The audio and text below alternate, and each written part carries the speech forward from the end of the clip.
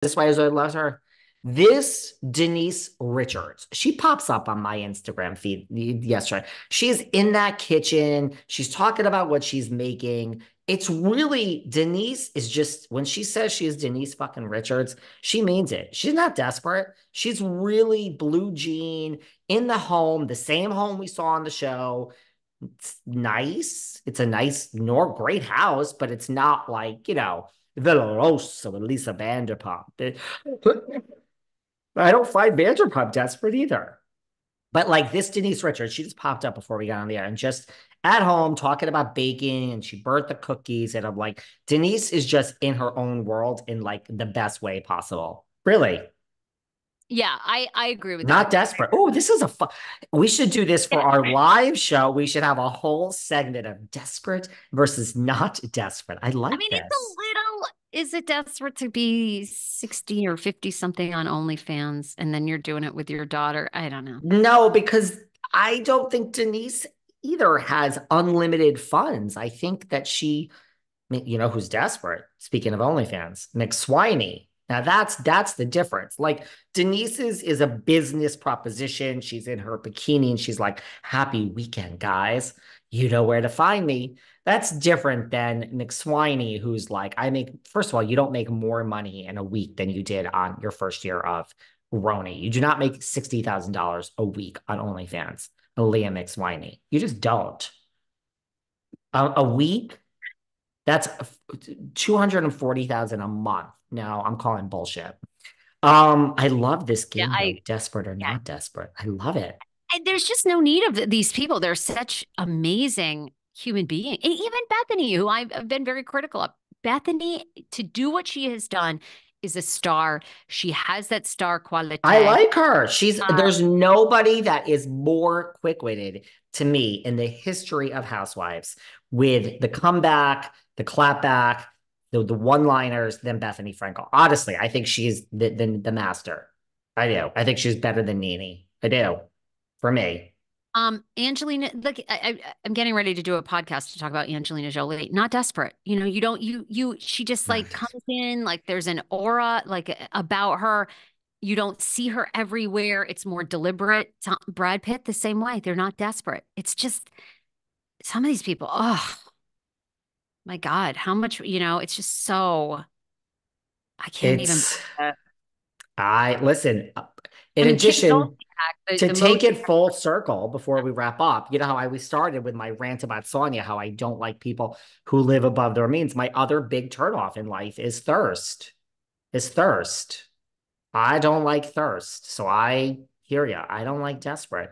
The minute nobody likes desperate, the person that everyone wants to date, the person everyone wants to be friends with, person that everyone wants to, it's someone who's not thirsty.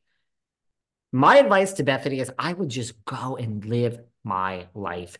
Your daughter is set for the rest of her life. Just enjoy your time and be on social media, but stop with all the angst. Stop with all the I angst. don't, look, you say this about Madonna. I don't think that these people should give it up. I mean, they have a I lot of don't think time. Madonna is desperate or should give it up. I think her concerts, if you were paying attention, people, this was her art installation reflection on her career. This wasn't just a greatest hits tour, it was a reflection on the cultural impact that this woman has made to society, which it is unbelievable. She was there for the LGBTQIA plus community when no one else was before their time. She has changed the game, Madonna. She has changed the game for women. She has changed the game for gays. She has changed the game for her concert is a reflection on everything she has accomplished culturally as it relates to her impact on the world. It's the same thing as having an art installation. She just did it on a grand stage and made hundreds of millions of dollars doing so. I don't know where she goes from here. I mean, I'm depressed in thinking that this is the end. She hasn't called in an end tour, but this was so grand. I don't know this was such a look back. She has so many years left. What's the next tour going to be? Where's the next album? Are we going to continue making the movie with Julia Gardner? I hope so. Ah, you got me. I'm so sorry, guys. I get riled up. Everyone seems to love when I get riled up, and you, but I'm over it. all over the map this week. But I have to go do a kickoff call with Melissa Rivers right now. right, well, go do that. I'm going to tape a episode of Even the Rich podcast, where I love those ladies. And Angelina. we're talking Angelina Jolie. She just opened, she's the producer for The Outsiders on Broadway. Yes, yes, There's with her some daughter. research. Yep. She went and she was at the premiere. So see, talk about The And Outsiders. embroiled in a bitter. She's in a Bethenny kind of divorce with Mr. Pitt. I mean, they are Who fighting. knew? Who They're, knew that see, that shocks me. That one shocks me looking back. Angie and Brad at the time, that shocked me. well, he Not was an Whitney. alcoholic. Now he's been sober, but they were living a fast life era of alcohol and huge star power. And I'm sure the sex was unbelievable, but that doesn't keep you together. So Can you imagine the now sex? I think they, and then, yeah, well, and that, look, they had that incident, that private jet plane incident that we may never know the truth, but it sounds along the lines of he got drunk and choked her against the wall and then hit the kid. And that right there will change everybody's dynamic. That's hard to come back from. You don't come back That was from it. No, something but against he's your apparently kids. sober. There's a very elite AA group of actors and actresses with Robert Downey Jr., who kind of leads it. And he's sober. And the thing with Brad Pitt, right, is he's just so fucking handsome. He's just such a movie star in a way that we may never see again. And so you see him in that tux all dress, and it's just like, oh my God, movie star. And she's a movie star too, but Hmm. it's not a crazy divorce. And Mirabelle, Crazy. their wine estate chateau in France is like a legit, they produce some insanely high-end award-winning wines and they're fighting over it. She alleges he's trying to bankrupt the hell out of her very quietly.